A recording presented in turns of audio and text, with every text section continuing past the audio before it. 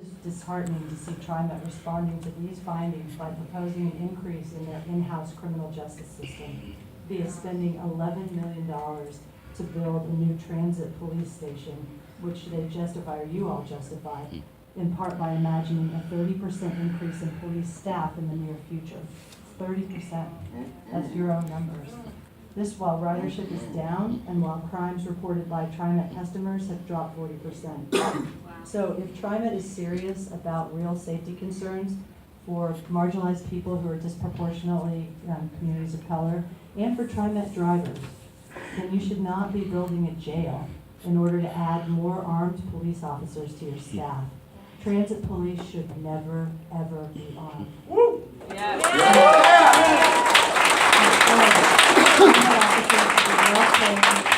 They should be well-trained in de-escalation techniques and work from a community policing model that adds safety monitors rather than police officers.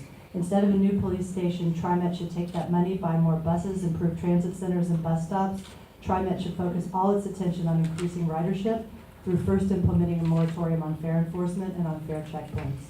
Oregon's Division for Social Responsibility has a long history of working for peace and demilitarization abroad and at home. A militarized transit system targets low-income people and people of color. TRIMET should focus on its core mission and provide all citizens affordable, excellent, reliable, and frequent mass transit. I am urging you all to remove the funding for the transit police facility from the budget you'll vote on today. Thank you.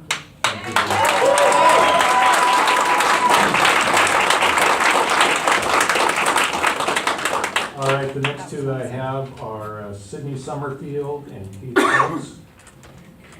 And if you're agreeing with the other folks, I'd like to make sure that we have enough time to get to everybody. Maybe you can just say you agree with what's been said earlier. No guns, no sweeps. No guns, no sweeps. Moratorium now. Hi, I'm Sydney Summerfield. I didn't realize that I was going to be speaking publicly. I just wrote down my comments.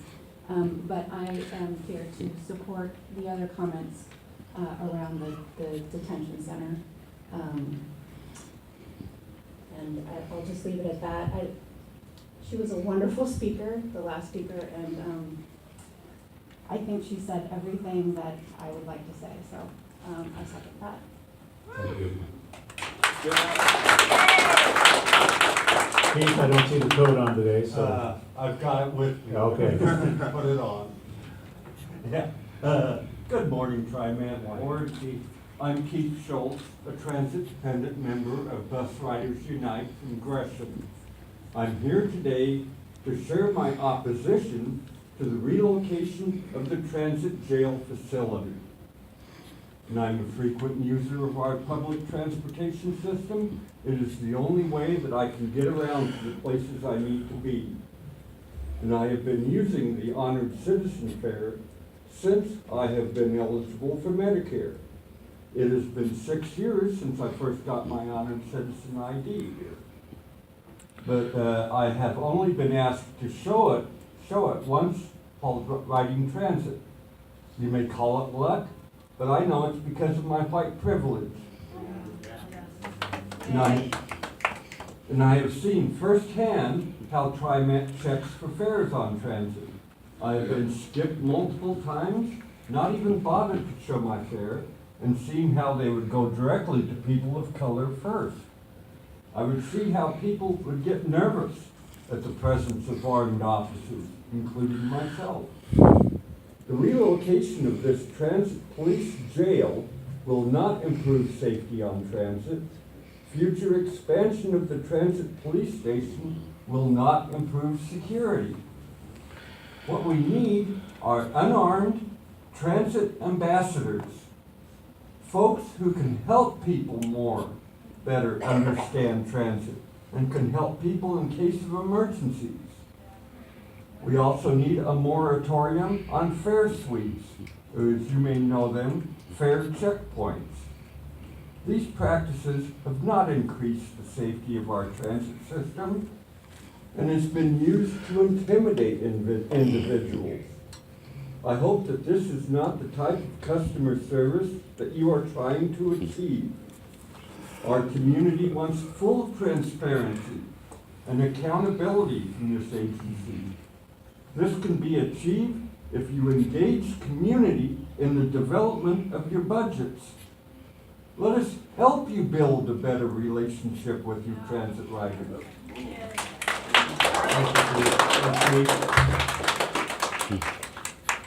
Next up, I have David Bouchard and Justin Norton Keston.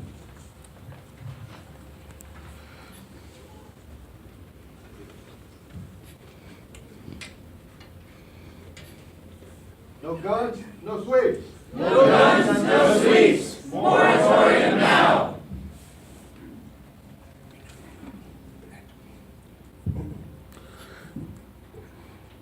Good morning. Good morning. I'm David Bouchard, and I'm the chair of the Research and Advisory Committee for Bus Riders Unite. I'm here before you to express concerns that I have regarding this agency's budget. It is quite clear to us that this agency would rather spend money beefing up the police presence on the transit system without coming to the communities who will be victimized by this unnecessary police expansion. On May 11th, an officer killed Tyrell Johnson at your Flavel Street Green Line station. This police officer was assigned to your transit police division. The violence and killing by police must stop. Yep. Our community does not feel safe with the presence of armed transit police officers. We want to reduce the presence of guns on our system. For the long term, we should look at moving away from police officers patrolling transit. We could replace them with safety monitors or transit ambassadors, people who provide information to better use transit while providing emergency assistance when needed. I mean, this could be a program that could be nationally renowned if it was developed correctly. It could really be something. Armed cops do not make our buses and trains safer. We also demand a moratorium on fare sweeps until TRIMET can conduct them in a fair manner without targeting immigrant communities and people of color.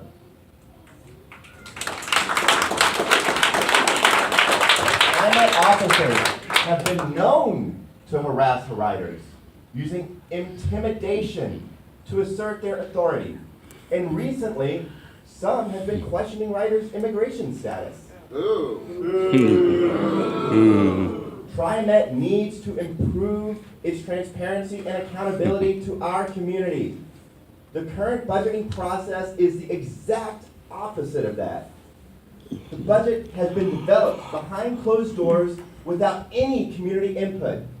But a participatory budgeting process would help TRIMET engage transit riders and rebuild trust with the community. New York City has seen an increase in participation year after year and has developed the type of relationship we want to have with you. One of mutual understanding and trust that TRIMET will do the right thing.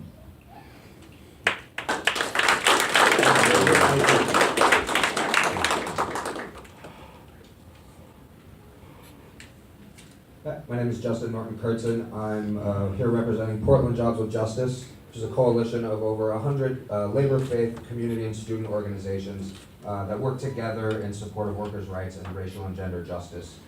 And I'm here to express our deep concern and our opposition to the proposed use of this $11 million. The militarization of TRIMET, it threatens communities of color. It's an investment in continuing an already troubling disproportionate enforcement on TRIMET, and it drains resources that should be used in our community to improve public transportation. Through things like more frequent service, lower and free fares for low-income people, and through improved bus stops. Both riders and drivers and the community in general oppose the continued militarization. They're calling for a demilitarization of TRIMET.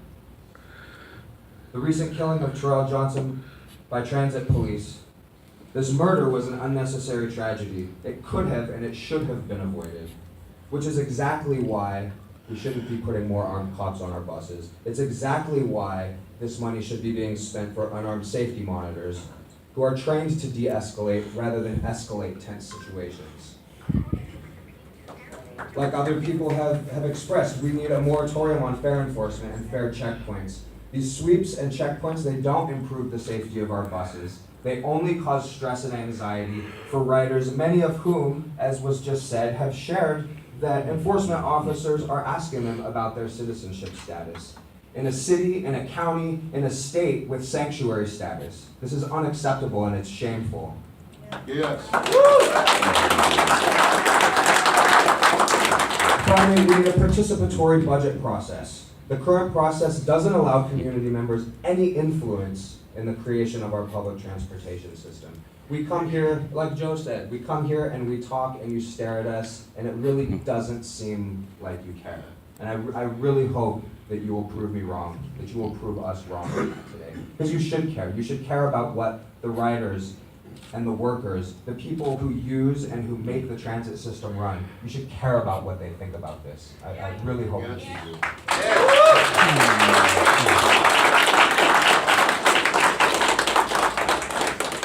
All right, next I'm going to call Nick Phillips and Carrie Walters. Waters. How you doing? No guns, no sweeps. No guns, no sweeps. Moratorium now. Good morning. Hi, I'm Nick Phillips. I'm on the leadership committee with First Riders Unite and a member of the Transit Equity Advisory Committee. Hi. So, I was having difficulty pulling together my comments this morning. And it suddenly hit me why. And that's because we're back where we started. With the transfer extension, the service changes and the fare increases, e-fare, the end of Fairless Square. These were all decisions that were made without anyone talking to the people that it most affects. And what happened every single time is what you see now. People have a habit of being very vocal when they feel like that someone's not listening to them or cares about what happens to them. When these decisions are made, we're not questioning whether or not you are making a good business decision. I understand that you're going to do that. You're an organization and you're trying to run a business. The problem is that for those of us who board several times a day, that's me. Decisions are made that usually will affect how they use the system. You're adding a police precinct, and I understand the financial. I understand what you're doing with that. I also understand that even though it's been years since my first encounter with fare enforcement, every time I go through Rose Quarter, I'm looking for officers. My heart rate goes up. I'm not over that experience yet. And this is happening every single day to people. When we ask you for things like participatory budgeting, and when we ask that your public engagement be intentional, even when we're asking about a moratorium on the sweeps, it's not because we're questioning whether or not you know how to run a business. It's because we depend on this service, and we have to feel comfortable using it. I tend to avoid the Rose Quarter. So as you're listening to people today, I'm not going to repeat everything that's been said. You're hearing it. Instead of just hearing and reacting to what's being said, listen. Listen to the words that they're using. Pay attention to the people that you see before you. Try to understand why they're saying these things. I would like to believe, and I approach you each time with the hope that you do understand, or that you can understand where we're coming from. Thank you for your time. Thank you.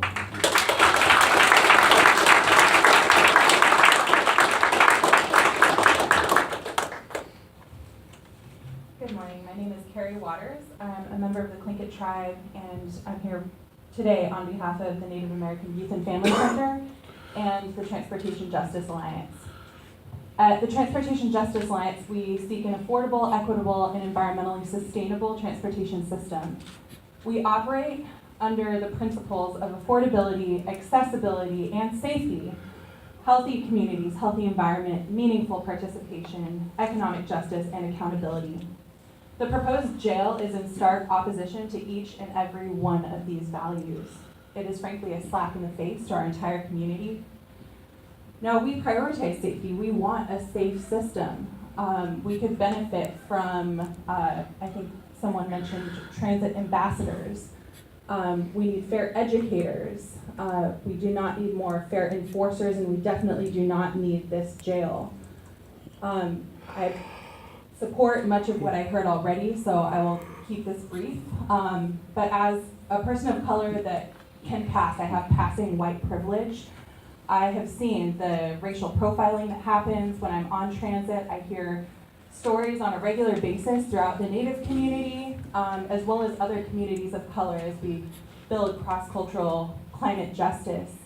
And in order to move towards this livable region that we all boast about throughout the nation and even internationally, we need to walk our talk here in the city of Portland, in the Portland metropolitan area, and to focus on the things that really matter for our community so that we can afford to get to the places we need to go.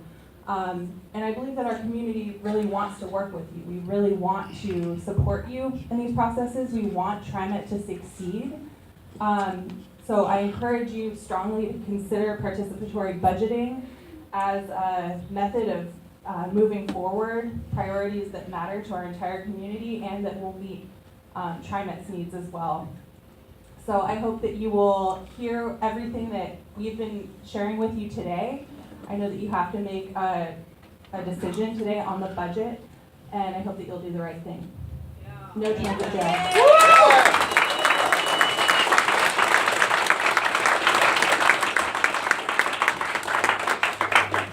Huey Ong and Cameron Whitler.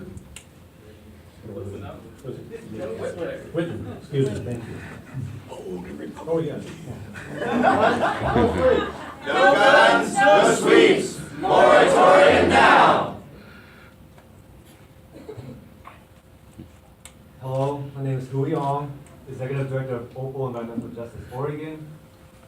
Well, I would love to actually take credit for organizing this amazing turnout of people here today. This actually wasn't Opal's work. This crowd is here because of TRIMET management. Directors, you are facing a test of your leadership today. Will you hold your employees accountable? Here before you are the people in the community you are appointed to serve. There are people who ride the system because they have to. Something that is not true of your managers. You're hearing people who are justified in their anger and fear they feel. These people are angry and targeted because of your employees' actions. If TRIMET did not contract armed police officers, at least one young man would still be alive. Decision makers within the agencies have installed an electronic fare system nobody asked for and a transit police detention and interrogation facility, a jail, we don't need. They place armed and poorly trained police on our trains. They have escalated and the presence of militarized law enforcement who have inappropriately and without jurisdiction asked riders about citizen status. These unaccountable management decisions are making the system less safe for the people who depend on them. Meanwhile, the buses are running slower than they have in 16 years. It's no wonder ridership is on the decline. We want a system that is more affordable, accessible, and frequent. We don't want to ride and risk death, detainment, or deportation. This community demands democratic participation, justice, and accountability. The community is telling you that armed police officers do not make us feel safe. Armed police officers do not make us feel safe. That interrogation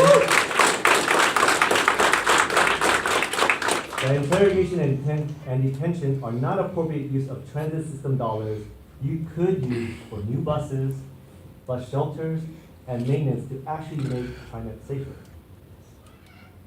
The fare sweeps intimidates vulnerable people and need to stop. You must have public participation in budgeting and policymaking to avoid repeating these mistakes. The community you serve is telling you to show leadership today. Pause on rubber stamping Neil McFarland's budget, address the serious issues we are presenting to you, and create a new path forward. Are you listening? Thank you.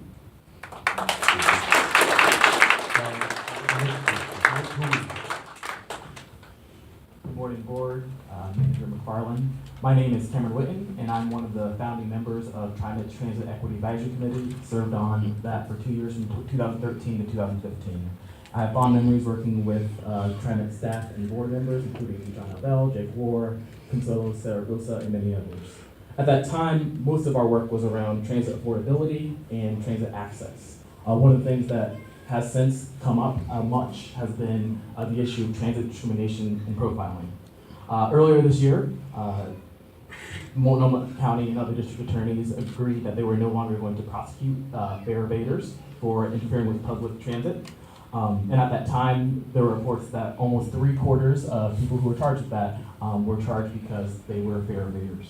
While that was a glaring example of transit discrimination, it's not been the only one. Months after, just last month, Terrell Johnson was killed by a transit officer, which put a bright light on the issue of transit profiling here in TriMet. And while I believe that TriMet can be a model of excellence to transit agencies across this country, it's hard to be a model of excellence when you have blood on your hands.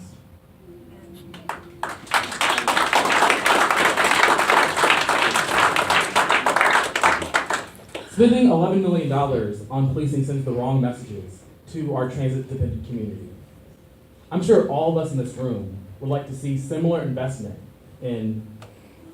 towards the elimination of discrimination by public transit. Last month, TriMet published a public blog saying that it was asking the legislature to handle fare evasion outside of the court system in order to bring justice to the transit system. But asking for justice is not enough. TriMet has the bargaining power with its 68 transit officers to de-arm safety professionals, prioritize de-escalation, bring transparency to transit discrimination, and bring accountability to the role that TriMet has had in excluding and insulting our low-income communities and communities of color.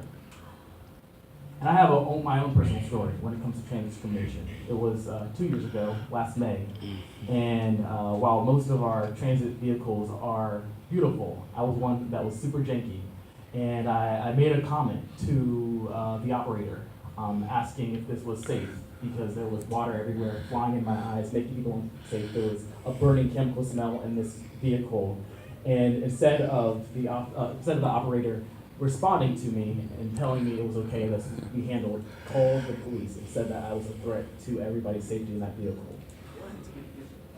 And as a person who is black, formerly homeless, low income, I know I come with privileges. Before an officer was able to come to the scene, I was already on the phone with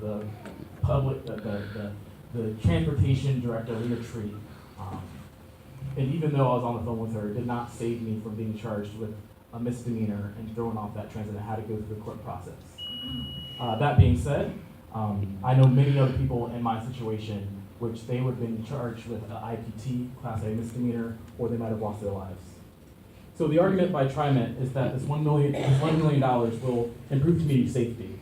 My question is, how many millions of dollars are you willing to invest to make sure that we can prevent another death from ever happening on TriMet?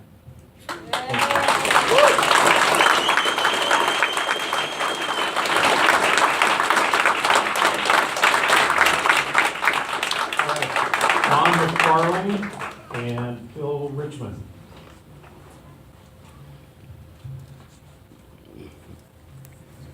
I don't see Don McFarlane or Phil Richmond. Okay.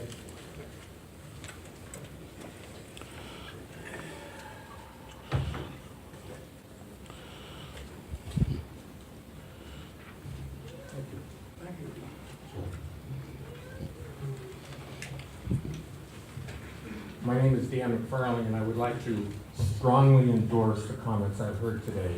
I plan to talk about about nuts and bolts rather than the human aspect, but I hope you are listening to the testimony you have heard, and I strongly endorse it. I've included a card there that may not seem relevant, but it is extremely relevant to security and safety. Guns don't make security and safety.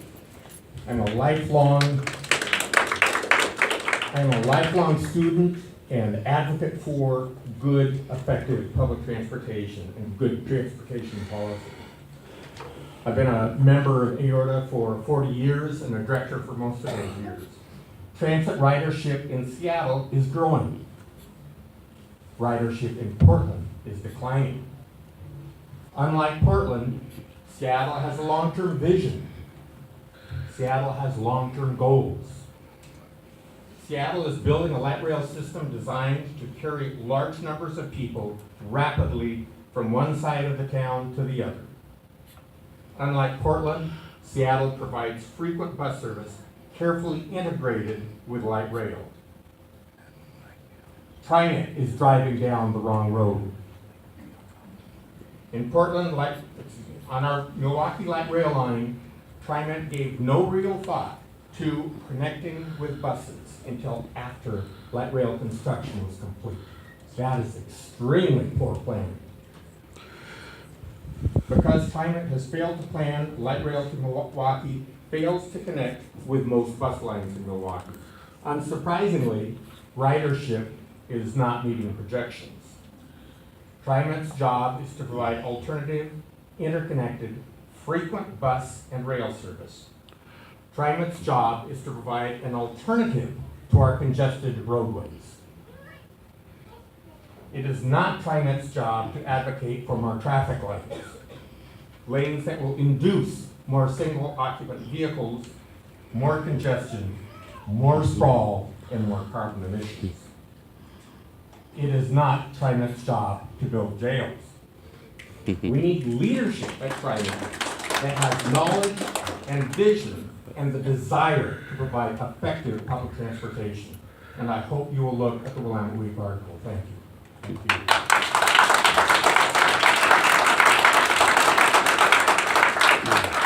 No guns, no sweeps. No guns, no sweeps. Moratorium now. Thank you. And the last two I have signed up are Jared Franz and Edith Gillis.